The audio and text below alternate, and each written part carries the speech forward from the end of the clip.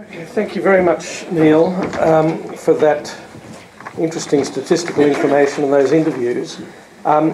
We've got time now for some questions. I can stand here, and I think the panellists are happy to sit there, and maybe their mics are on. They can fire away from there. So the gentleman in the yellow shirt, I think, had his paw up first.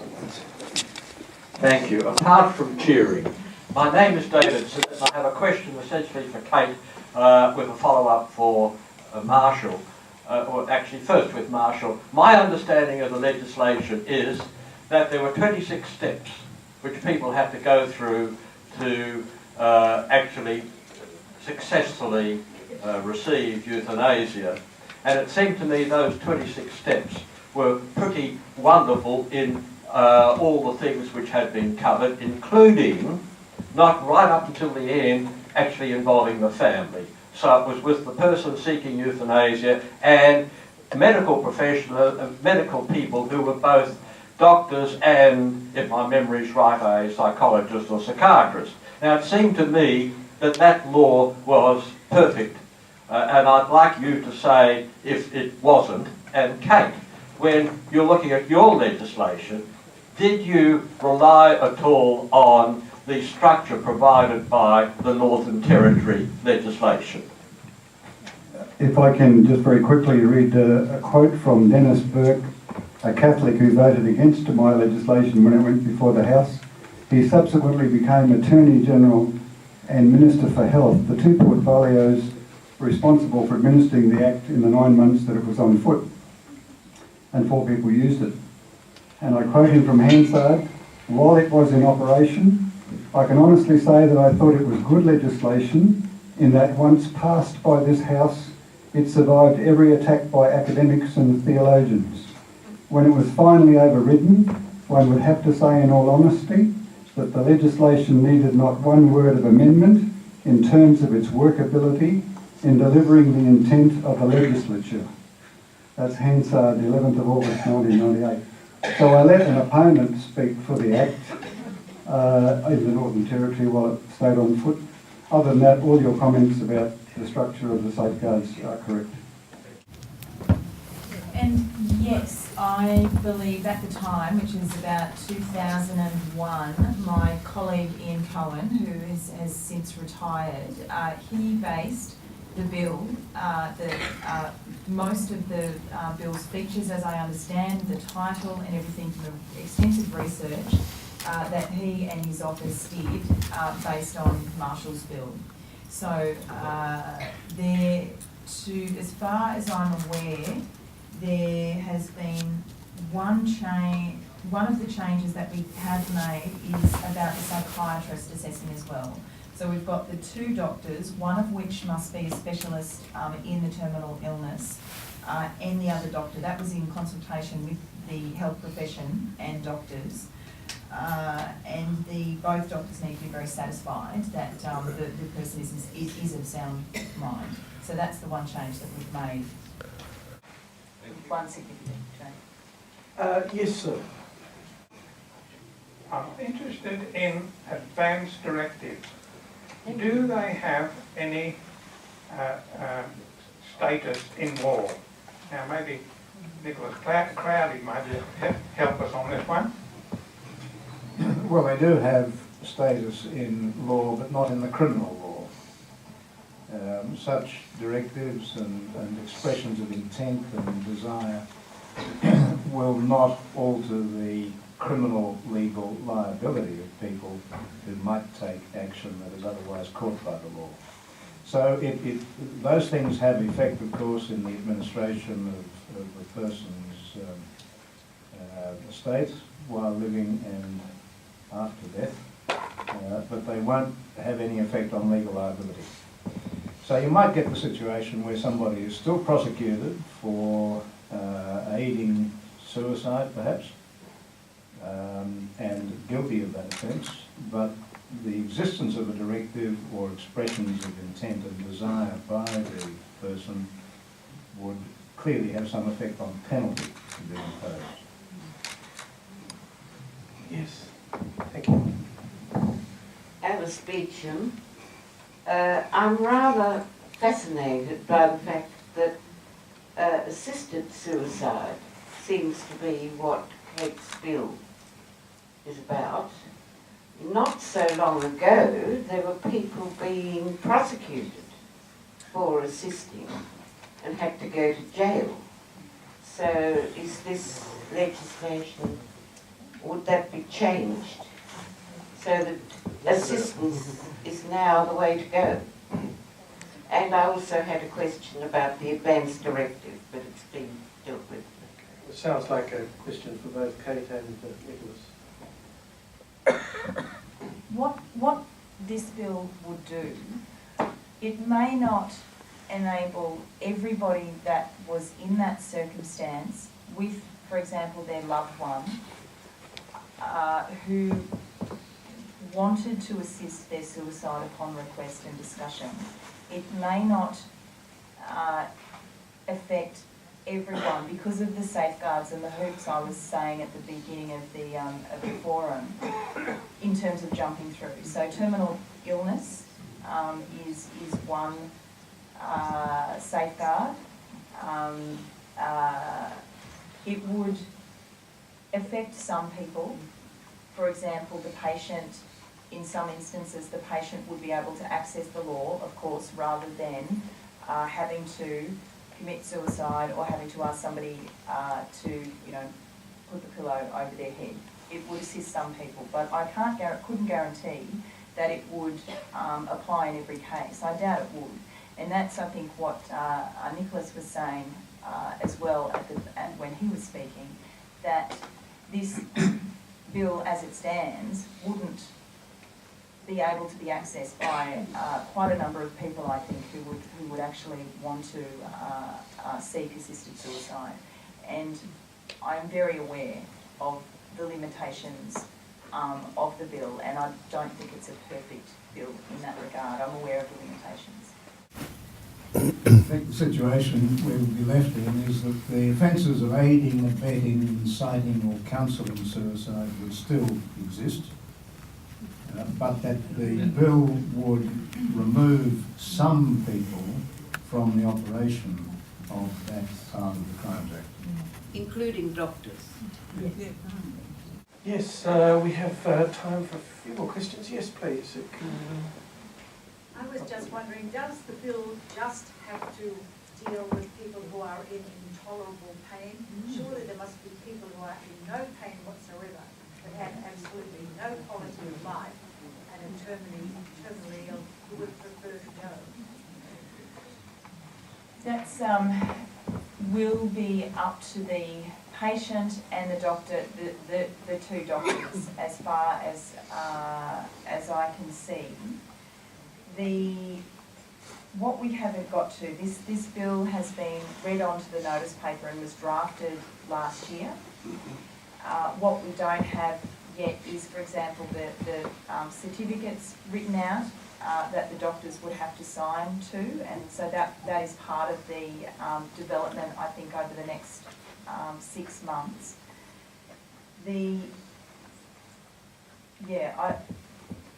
I think that would be a decision for the doctor. The guidelines are clear, will be clear in the legislation, and it will say that in the legislation.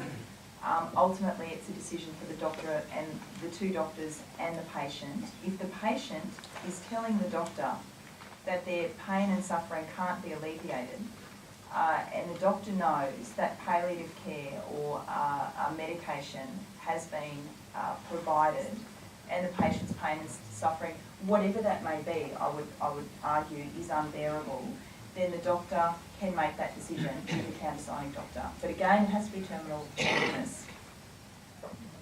Yeah, I think there was this lady at the back there. I just want to make 3 points, and one is, and I have 2 questions and 1 point.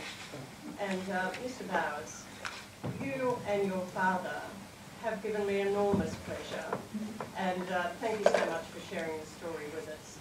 That's my video. The next one is to Neil Fraser, if I've got your name correct. I understand that there are now markers to determine the onset of Alzheimer's. I'd like to know whether or not that is correct, and then to Nicholas Crowdy, that if we did have advance warning of illnesses, would that make any difference in the law? Thank you. Well, I might plead ignorance to the first part of your question. I'm not up with the literature on markers for Alzheimer's. I do believe there is some development going on there. But the important point to make is this, that when, in the majority of cases, when dementias set in, they are gradual. And so it's not as if one day you're of full competence and then the next day you have no competence at all. One loses one's competence gradually over time. And even in later stages, one can have moments of lucidity, as we've heard. And it's really important in those moments that the person who is developing, whether it's Alzheimer's or some other form of dementia, talks with their loved ones and documents through advanced care directives and other documents what their wishes would be, what approaches they would like towards their medical care. For example, if they are no longer able to communicate with you and recognise you as their near and dear loved ones, would they prefer to refuse antibiotics if they got an infection? And you would want to document things like that. You might want antibiotics, but it's the individual's choice as to whether you would or not. So it's really important to get that documentation done early, particularly if you've just been diagnosed with an onset. I've been following that quite closely, the markers thing. I believe that you can have a test done which will come up with markers that make it likely that you are at risk. I don't think it's like you get it. I think it's you're more susceptible to it, or you're in the group which is more susceptible to it. And that wouldn't make any difference to the criminal liability of somebody assisting someone to die, no. Sarah, did you want to have a question? First of all, I just want to say thank you to all the speakers. It's been fantastic. It's Sarah Edelman here from Dying with Dignity New South Wales. I just want to mention our membership is about 1,500 and about 90% of our membership is over the age of 60, and a large percentage of our demographic are quite old. One of the things that we're really trying to do is engage more younger people and get more younger people involved. So I guess this question goes to Jane, Caro and perhaps Mike, if either of you have any suggestions as to how we can, spread the word and engage more with a younger part of the population. I think everybody seems to want to engage with young people. This is a question I'm asked constantly. I think it is incredibly hard to get young people to accept the idea that they are mortal. And in a way I think that's good. I really think that's a good thing. Let's keep them hopeful as long as we can. But I do think that you've got tremendous sympathy amongst young people. Young people don't join organisations. They're on the internet, they're involved in social media. That's somewhere where you can certainly make contact with young people. I wouldn't try to groove it up. I really wouldn't. The trouble with older people trying to attract the young is that you almost always end up looking like a middle-aged man recently divorced with a comb over.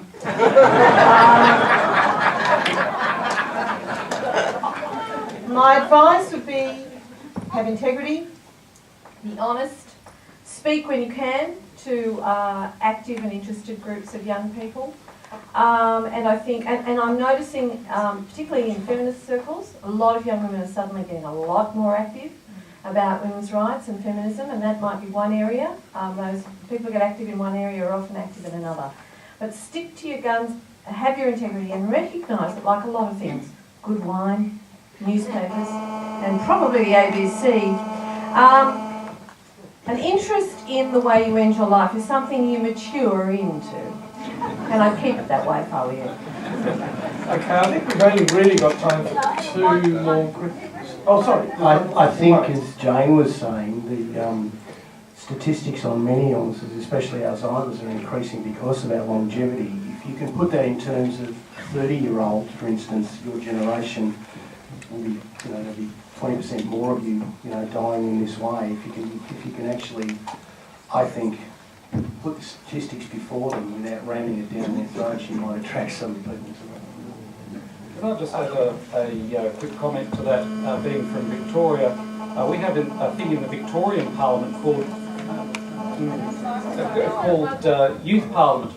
And Youth Parliament is run once a year. It's run by the YMCA, and it brings young people together in the Parliament, and they actually conduct, as though the Parliament conducts, they sit on the floor of the House, they introduce bills, they debate bills, they send bills to committee, and they vote on the bills. Now, in Victoria, in 3 out of the last 5 years, the young people who populate this youth parliament have brought into the chamber some form or other of a Dying with Dignity bill. And 3 times out of 3, that's been debated on the floor, it's been sent to committee, it's been amended, it's been brought back to the youth parliament chamber, and it's been voted up. Now, if the youth of a state can do it 3 times out of 3, why can't the adults do it once? A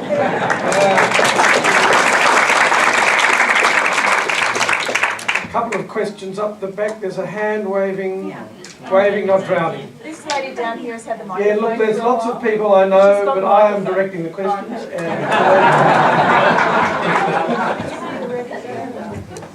I would like to suggest that we put in the town hall, I have spoken to Dr. MacDonald, who is going to be the Annual Health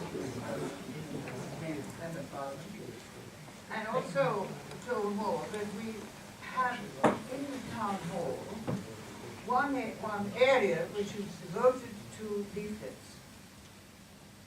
This is health, generally health leaflets, because there aren't any at the moment. It's an absolute disgrace. Can't remember the name of the woman who's supposed to be liberal in charge of the health at the moment. Anyway, she's going. But what I'm saying is we should consider having several living wills there, included with these leaflets on health, all issues of health. Okay. And the Scottish, I just want to say one more thing. Yeah. The Scottish one is absolutely good. I mean, we must have that one as being one of 3 at least. Thank you. thank you. We've got time for one more question. Someone was insisting on it. Yes, sorry. Yes. I've been sitting down for too long. Thank you. My name is Joan Kroll. I belong to Dying with Dignity. I became a life member, which means I have to live to 208 to make a profit. I would like to ask the panel, I have filled in my ADHD. I have 2 enduring guardians who I hope agree with each other. Will I be looked after well enough if they decide I will not be resuscitated or I will not be fed and there's nothing else wrong with me?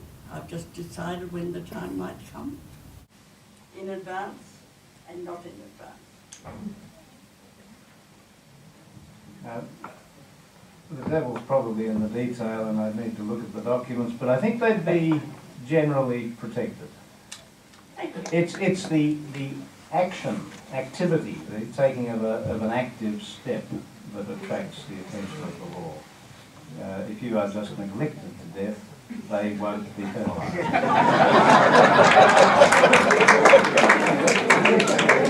Can I also add very quickly that it does depend on the context, but there have been an increasing number of Supreme Court determinations, one here in New South Wales, one in ACT, one in Victoria and one in Western Australia.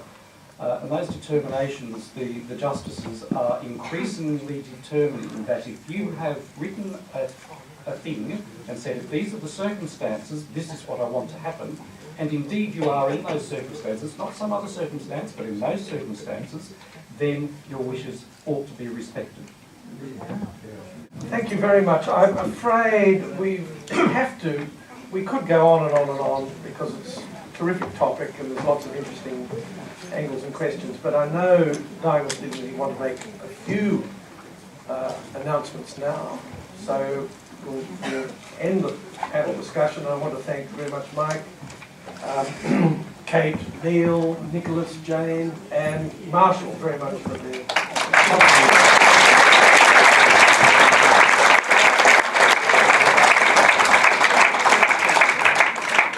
Okay. Robert was going to make an announcement about the doctors group. I'm just looking for him. I can't see him. Here, right. Oh, here.